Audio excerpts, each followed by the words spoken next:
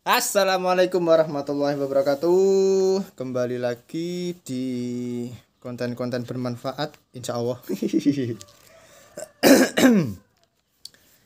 Kali ini kita akan membahas tentang mengkudu, teman-teman. Nah, di sini sudah ada buahnya dan ini ada daunnya. Nah, pengalaman dari orang-orang desa itu ya. Aduh, ada sepeda motor. Ya, lanjut. Mengkudu biasanya kalau dikonsumsi untuk manusia itu digunakan untuk obat ya, jamu lah untuk stamina kesehatan.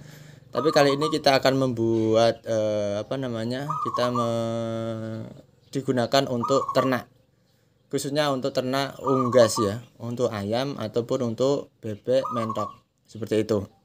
Nah, kebetulan di depan rumah saya ini ada buah mengkudu. Jadi kemarin ketika ada Mas Anwar yang dari Sulang itu ambil anakan di saya itu bilang, "Wah, Mas, ini bagus ini, Mas, untuk pertumbuhan di ternak entok. Baik di daging maupun di telurnya itu bagus," katanya begitu. Nah, setelah itu kita cari-cari ya, saya cari-cari tentang buah mengkudu dan daunnya itu ketemu. Ternyata buah mengkudu itu bisa digunakan sebagai fitobiotik. Fitobiotik itu apa? Fitobiotik adalah antibiotik alami. Jadi sejenis fit adaptif lah. Kalau di toko-toko itu ada ya antibiotik tapi bentuk kapsulan. Ini sebagai antibiotik alami, namanya adalah fitobiotik. Nah, fitobiotik apa fungsinya Fungsinya adalah dapat menghambat pertumbuhan bakteri patogen. Jadi ketika bakteri patogen dihambat pertumbuhannya, maka akan berimbas pada proses pencernaan pada ternak. Nah, kalau pencernaannya pada ternak itu lancar, maka pertumbuhannya pun akan ikut naik juga, seperti itu. Kemudian ada lagi mengkudu ini mengandung senyawa alkaloid yang juga dapat membunuh cacing ya. Jadi kalau alternatifnya bahan alaminya ini juga bisa dapat wah mubeng ya Lek. Intinya bisa membunuh cacing pada ternak. Cacingnya sing malah ternaknya sing cacingan dikai mangan mengkudu ben sehat. Kemudian saya cari-cari di Google Scholar, Google ya itu untuk mencari jurnal lah. Di jurnal-jurnal yang lain disebutkan bahwa pemberian buah mengkudu, sari mengkudu itu bisa menambah pertumbuhan bobot. Oh, no sepeda motor meneh. Jadi buah mengkudu bisa menambah pertumbuhan bobot pada ternak, baik itu ayam maupun pada entok atau pada bebek itik ya. Nah, kemudian gimana sih cara pemberiannya? Jadi ada dua macam pemberian. Yang pertama itu kita pakai buahnya. Kalau saya biasanya itu yang cari yang matang. Ini kemarin saya ambil yang besar-besar untuk sampai matang, tapi cuman ada ini. Jadi cuman ya tersisa ini. Karena sisanya sudah dicampur dengan pakan oleh emak saya ya. Wah. Jadi kalau matang warnanya seperti ini. Nah, dan lembut. Ini matang. Nah, perbedaannya gitu. Terus ini yang masih ya, ini tua, masak gitulah.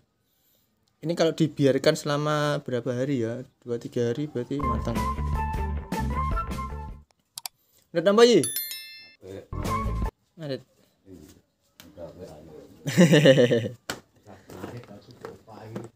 Alhamdulillah penting sehat. Wah. Nggih. Kemudian ini yang masih tua atau ya pemberian kalau yang dicacah ini seperti ini itu bisa di blender teman-teman, di blender kemudian dicampur dengan pakan, atau yang sudah masak seperti ini langsung dihancurkan dicampur dengan pakan. Kalau yang masih ini kan, ini pernah saya coba, saya pemberian utuhan seperti ini, ternyata itu cuma dibuat mainan saja, tidak dimakan. Jadi solusinya harus dicampur dengan pakan. Ngarit. Ya sik udah pace. Nah, iki lho. Nggo tugas. Kemudian kita akan membahas daunnya. Ini daunnya agak lebar-lebar ya, karena saya punya pohonnya di ladang itu daunnya agak kecil-kecil, tapi ini kebetulan besar karena dekat sumber air. Nah, untuk pemberian mengkudu dari daunnya itu bisa dengan cara satu dicacah juga, kemudian dicampur dengan pakannya langsung, dicacah kecil-kecil ya, itu bisa. Atau yang kedua direbus nanti airnya dipakai untuk minum. Nah, ini pemberiannya bisa sampai 3 hari saja. Nanti yang selanjutnya dikasih jeda pakai air minum, air biasa ini. Nah, ada juga kenapa kita pakai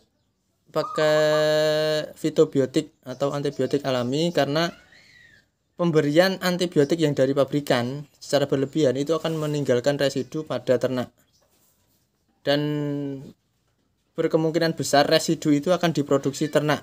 Dalam artian kalau untuk ayam petelur, nanti residu itu akan masuk ke dalam telur ayam. Kalau untuk pedaging bisa masuk ke dalam daging ayam. Makanya kenapa kita pakai fitobiotik ya, karena fitobiotik tidak meninggalkan residu pada ternak, seperti itu.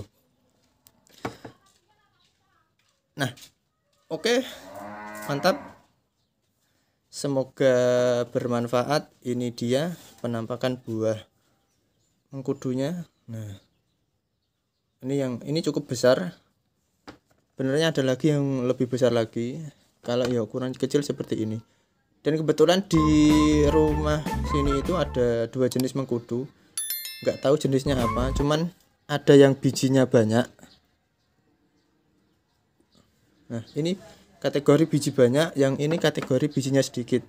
Kok bisa tahu Mas biji sedikit? Karena ini totolnya itu, betolannya, coraknya. Ini itu di dalam mengandungnya biji ya. Ini tergolongnya jarang, sedikit biji. Kalau yang ini banyak biji walaupun kecil tapi rapat. Kemudian selain digunakan untuk pakan ternak, di manusia itu bisa digunakan, bisa langsung dimakan seperti ini. Kalau yang doyan, jujur saya ndak doyan. Dan juga biasanya dibuat kopi. Jadi yang sudah diiris-iris ini dikeringkan sampai benar-benar kering, baru dipanaskan sampai hitam, baru nanti digiling jadinya kopi. Kalau nggak punya gilingan ditumbuk. Nah, seperti itu. Ada sepeda motor meneh. Oke kawan-kawan, hanya sampai situ ya. Ini adalah hasil kajian saya. Dalam artian saya juga bertanya kepada teman-teman yang kuliah di UMS, di UGM. Ternyata seperti itu hasilnya, dan memang ini juga bagus untuk ternak. Untuk manusia saja bagus, apalagi untuk ternak, seperti itu. Oke, terima kasih. Apabila ada kesalahan, mungkin saya yang salah menyampaikan, bisa diingatkan di komentar ya. Apabila yang mau mengkudu, bisa datang ke rumah saya. Alamatnya mana? Desa Lodan Kulon, Kecamatan Sarang, Kabupaten Rembang, RT 13 RW 3. Oke, terima kasih teman-teman. Cukup sekian. Wassalamualaikum warahmatullahi wabarakatuh.